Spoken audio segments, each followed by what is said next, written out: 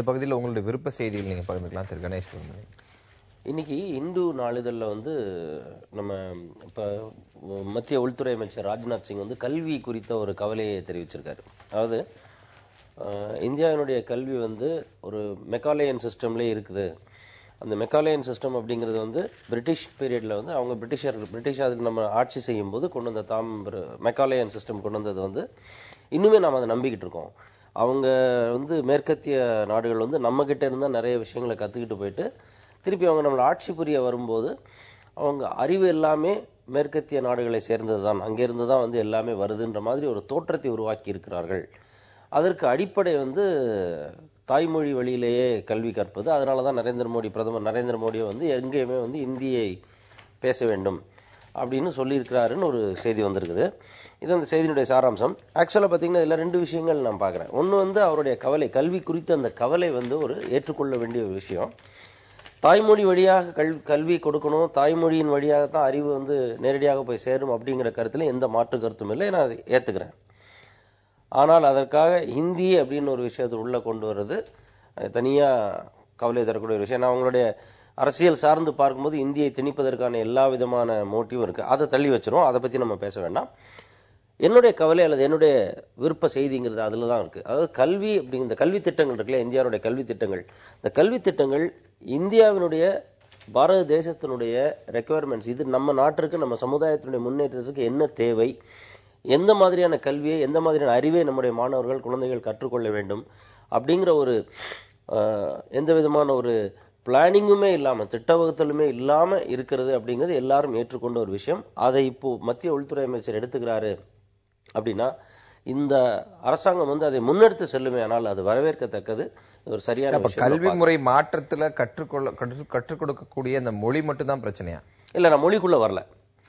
நான் சொல்றது வந்து மொழி மாற்றம். ராஜ்நாத் சிங் வலியுறுத்துது என்பது தாய்மொழி வழி கல்வியை கொண்டு வந்துட்டாலே மெக்காலே சிஸ்டத்துல இருந்து நாம் விடுபட்டு விடலாம், நமக்குன்னு ஒரு புதிய கல்வி முறையை கொண்டு வரலாம்னு தான் அவர் திரும்ப அதை வலியுறுத்தி சொல்றாரு. ஆனா அந்த விஷயம் அவர் மட்டும் இல்ல, மனிதவள மேம்பாட்டுத்துறை அமைச்சர் ஸ்மிருதி இரானி அதை தான் சொல்றாங்க. தொடர்ச்சியாக பாரதிய ஜனதா அமைச்சர்கள் அதை சொல்லிட்டு வராங்க. அப்ப நம்மளுடைய யதார்த்தமா வரக்கூடிய கேள்வி, இங்க மொழி மட்டும்தான் பிரச்சனையா, இந்த பாடத்திட்டங்கள் மற்ற சிலபஸ் எல்லாமே வந்து உகந்ததா தான் இருக்கா? ரெண்டுமே பிரச்சனை. சிலபஸ் அடிப்படை பிரச்சனை சிலபஸ் தான். இப்போ உதாரணமா வந்து நான் என்ன கேட்டா நான் என்ன சொல்லுவேன் அப்படின்னா வந்து நம்ம ஜியாகிரபி படிக்கிறோம்னு வச்சுக்கோங்க. நம்ம வந்து ஐரோப்பிய ஜியாகிரபியும் உலக ஜியாகிரபியும் பத்தி படிக்கிறோம், உலக வரலாறு பத்தி படிக்கிறோம். ஆனா ஒரு மாணவர், ஒரு ஃபார்மேட்டிவ் ஸ்டேஜில் இருக்கிற மாணவர், அவரை சுத்தி நடக்கக்கூடிய ஒரு குழந்தை வந்து ஒரு திருநெல்வேலி மாவட்டத்திலிருந்து வர்றான் அப்படின்னு சொன்னா இந்த திருநெல்வேலி மாவட்டத்தினுடைய புவியியல் அமைப்பும் திருநெல்வேலி மாவட்டம் சார்ந்த ஒரு பொருளாதார அமைப்பும் அவனுக்கு கண்டிப்பா தெரிஞ்சிருக்கணும். அது தெரியும் போது நேரடியாக புரியும், அவனால கண்ணால பார்க்க முடியும். அந்த மாதிரி விஷயங்கள் இல்லாம இந்த திட்டங்கள் எல்லாமே வந்து நாம் இன்னுமே வந்து ஐரோப்பியர்களுக்கும் அமெரிக்கர்களுக்கும் வேலை செய்யக்கூடிய ஒரு கிளார்க்குகளை உருவாக்குற மாதிரியான ஒரு கல்வி திட்டத்துக்குள்ளே உழன்று கொண்டிருக்கிறோம் அப்படிங்கறத ஒரு கவலையான விஷயம். பாடத்திட்டம் தான் முக்கியமான விஷயம். இல்ல, நான் சொல்லப்படுற செய்தியும் ஒரு விதத்துல கல்வியோடு தொடர்புடையதான். கல்வி இது வந்து செல்போன் வாட்ஸ்அப்ல இளம்பெண் படத்தை போட்டு அவதூறு செய்த பிரச்சனையை வந்து ஒரு முக்கியமான செய்தியை நான் பாக்குறேன் இன்னைக்கு. ஏன்னா நீங்க வாட்ஸ்அப் வந்து பரவலா பரவிக்கொண்டே இருக்கக்கூடிய சூழ்நிலையில வீடு புகுதிடக்கூடிய ஒரு கொள்ளைக்கார பெண்ணி வழின்னு சொல்லி ஒரு பெண்ணுடைய படத்தை போட்டு ஒரு அவதூறு செய்தி வந்து இது போலீஸ்காரர்களும் நம்பி அவர்கள் உடனடியாக எல்லோருக்கும் இந்த எச்சரிக்கை செய்தி பரப்பி கொண்டிருக்கிறார்கள். நான் இப்ப சிக்கல் ஏற்பட்டிருக்கிறது, அது உண்மை செய்தி அல்ல என்று. இப்ப இந்த மாதிரியான விஷயங்களை வந்து என்ன அணுகுமுறை 2 இருக்கு. ஒன்னு, தொழில்நுட்ப ரீதியாக யார் அனுப்பினார் என்று கண்டறிவதற்கு இன்றைக்கு வழிகள் இருக்கின்றன. கண்டறிந்து அவர்கள் மீது கடும் நடவடிக்கை எடுக்கப்பட வேண்டும் என்பது மட்டுமல்ல, யார் இந்த குற்றத்தை செய்கிறாரோ இவர்தான் இந்த குற்றத்தை செய்தவர் மறுபடியும் வாட்ஸ்அப்ல படம் போட்டு பரப்ப வேண்டும். அதுதான் ரொம்ப அவசியமா இருக்கு. குற்றம் செய்தவரை பரவலாக ஏன் அவசியம் நான் கருதுகிறேன் பாத்தீங்கன்னா, பல நேரங்களில் வந்து ஒரு ஊர்ல போய் ஒரு இளம் பெண்ணை ஏமாற்றி திருமணம் செய்தவர் வேற ஒரு ஊர்ல போய் இன்னொரு பெண்ணை ஏமாற்றி திருமணம் செய்து 12 ஊர்ல 12 பெண்ணை ஏமாத்தினார் நம்ம செய்தி படிக்கிறோம்.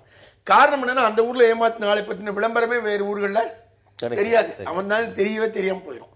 அப்ப ஆனால் இந்த மாதிரி குற்றம் செய்கிறாங்கல்ல, இந்த குற்றவாளிகள் வந்து தண்டிக்கப்படும் போது இவர்தான் இந்த குற்றத்தை செய்தவன் அதை பரவலாக இன்றைய தொழில்நுட்பத்தை பயன்படுத்தி விளம்பரப்படுத்த வேண்டிய அவசியம் இருக்கிறது. இது மாதிரி விஷயங்கள் எப்படி தடுக்கப்பட முடியும் என்றால், கல்வி முறையில் அணுகுமுறை மாற்றம் இருந்தால்தான் தடுக்க முடியும். ஓரளவு தொழில்நுட்பத்தின் வழியாக நம் குற்றவாளியை கண்டுபிடிக்கலாம்.